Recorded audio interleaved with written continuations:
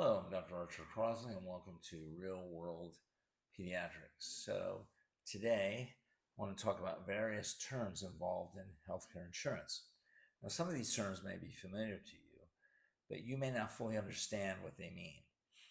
It's not surprising that most patients do not understand terms like deductible, copay, and coinsurance.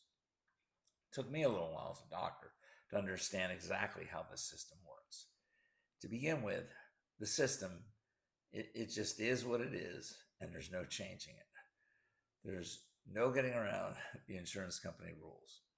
Now, with that stated, generally speaking, a deductible is what you have to pay before insurance kicks in. So if you have a $1,000 deductible, you're going to have to pay $1,000 out of your pocket before any insurance will kick in. Now, why is this deductible there in the first place?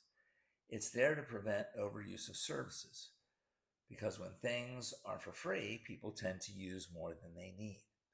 It also helps keep healthcare providers more honest because you're the one paying. So in summary, if you have a $1,000 deductible, you're going to have to come up with $1,000 first before any insurance kicks in. Okay, so what's the purpose of the copay then? This is important to ask because many people come into the office and think that they don't have to pay the full bill because they have a copay. Now, this is true for some plans. On some plans, the patient has a fixed copay no matter what, even if the deductible has not been met. But on many plans, this copay doesn't kick in until the deductible is first met. In other words, you're going to pay the full bill. Okay, you have to look at the rules of your particular plan. Now, it may very well be that you still have to pay the entire deductible cost until that copay kicks in. Now, assuming that you have met the deductible, why then does the copay exist? The copay, like the deductible, exists to prevent overuse of services. If you have to shell out 25 to 50 bucks, you'll think twice before going to the doctor. Now, assuming that you have met your deductible, not only does your copay kick in, this other concept called coinsurance kicks in. What this means is that your insurance company will then pick up a certain percentage of the costs that are incurred with your particular visit to the healthcare facility. Most patients have a coinsurance of 80%. Now, this can vary, and there will be different percentages based upon the service. This means that if you go to the hospital emergency room or to the doctor, the insurance company will pick up, say, 80% of the cost.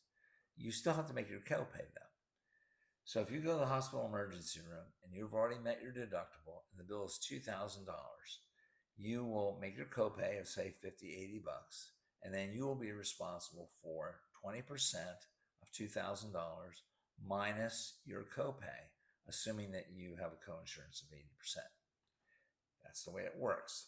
Now, they're all going to be all sorts of special little provisions the insurance company sets up depending upon the type of service.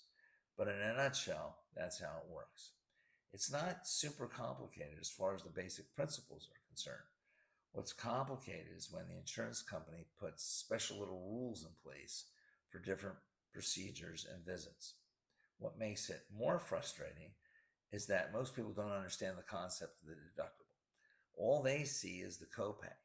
They see that copay and mistakenly think that that's all they're ever going to have to pay for a visit. What can make the situation less frustrating for you is just coming to accept that you have to make that deductible payment sooner or later during the year. Try not to look at a healthcare bill as a recurring cost as you would a car payment. Usually most healthcare payments are episodic.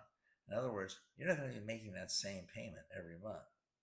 In fact, if you do take that payment and prorate it over the year, you'll see that healthcare costs are often much cheaper than a car payment.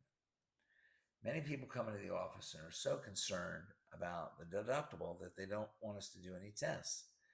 But that doesn't make any sense to not do the test, because it's more than likely that you're going to end up needing or reaching that deductible anyway by the end of the year.